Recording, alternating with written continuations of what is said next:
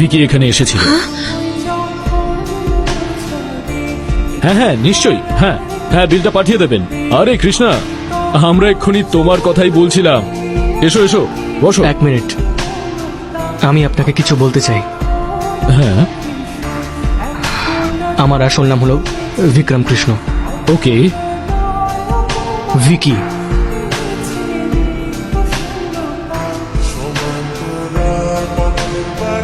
সত্যি বলে দিল। ভিকি বলতে দিন আঙ্কেল। শোনো, পুরো দোষটা আমারই। নিকি বলেছিল আগে আমরা 2 মাসের জন্য রিলেশন রেখে দেখি। আমি শুধু ওই 60 দিনের কথাই ভেবেছিলাম, কিন্তু নিকি ও তো 7 জন্মের কথা ভেবেছিল, আর আমি সেটা বুঝতে পারিনি। ও যে ভালোবাসা চেয়েছিল সেটা আমি দিতেই পারিনি, তাই ও ওখানে ফিরে এলো। কিন্তু নিজের ভুল বুঝতে পেরে আমি এখানেও চলে এলাম, কিন্তু ও আর আমাকে বিশ্বাসই করে না।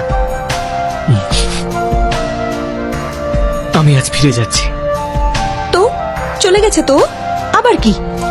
নিকি, আমরা সবাই বুঝতে পারছি ওই ছেলেটা তোমাকে কতটা ভালোবাসে, কিন্তু তুমি কেন বুঝতে পারছো না? কারণ ওর ভালোবাসা একেবারেই সত্যি নয়, পুরোটাই মিথ্যে।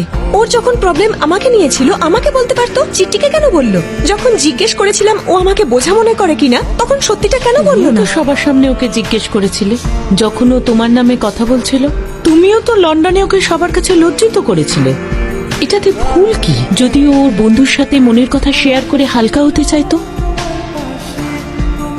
যেখানে ভালোবাসা আছে সেখানে একটু মিথ্যে চলে।